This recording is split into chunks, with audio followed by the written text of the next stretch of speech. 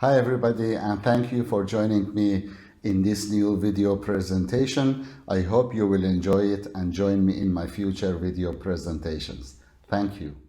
An integrated chronic care program in terms of a specialized outpatient clinic for patients with atrial fibrillation has demonstrated improved clinical outcomes. In one study including 712 patients with newly diagnosed atrial fibrillation who were referred for AF management to the outpatient service of a university hospital, an integrated specialized AF clinic reduced all-cause mortality compared with the usual care, and these findings provide compelling evidence that an integrated approach should be widely implemented in management of atrial fibrillation, and in this short case presentation we will see together the reason for these findings.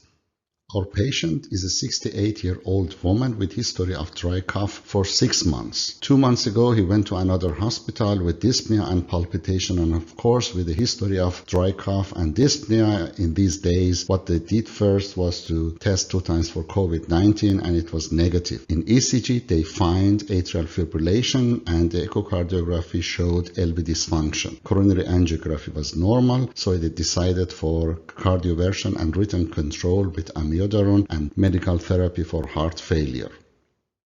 Several days ago, the patient was admitted to our emergency department with atrial fibrillation and repetitive non-sustained ventricular tachycardia. An echocardiography during sinus rhythm in emergency department showed severe LV dysfunction, and cardiac MRI 1 day later showed large left ventricle LV dysfunction and ejection fraction of 12%, and the findings most compatible with cardiac sarcoidosis. Here we see the chest X-ray of this patient and also the parasternal lung axis echocardiography, which shows thinning of the septum. Late gadolinium enhancement shows typical findings compatible with cardiac sarcoidosis, and also still active inflammation and thinning of the septum.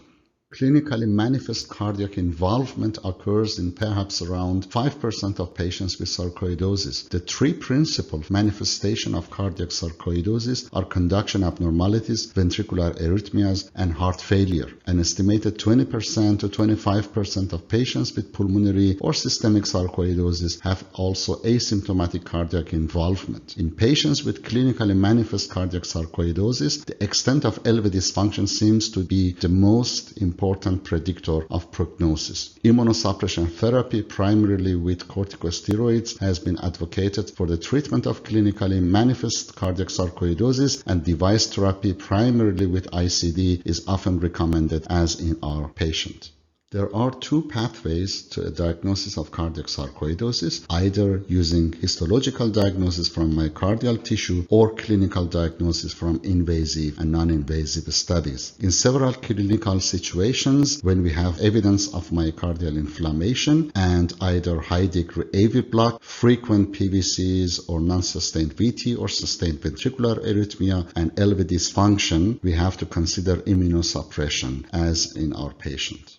At this point, I would like to introduce this important study published recently in JACC-EP. They included 3 groups of patients with cardiac sarcoidosis affecting the right ventricle, patients with gene-positive ARVC, and of course a reference group of patients with a structural heart disease as the control group. All the patients had endocardial right ventricular electroanatomical voltage maps, and in patients with cardiac sarcoidosis and ARVC, segmental involvement was also determined, and low voltage area were measured using a cutoff of 1.5 millivolts for bipolar voltage and 3.9, 4.4, and 5.5 millivolts, 3 cutoffs for unipolar voltage mapping. The ratio between low bipolar voltage and low unipolar voltage areas was calculated, and they generated 3 parameters: ratio 3.9, ratio 4.4, and ratio 5.5 respectively.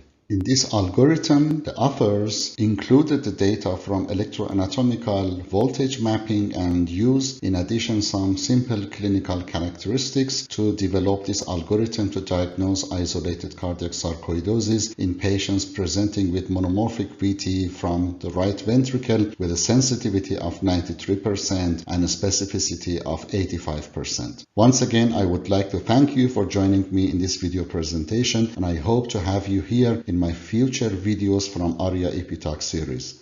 Thank you.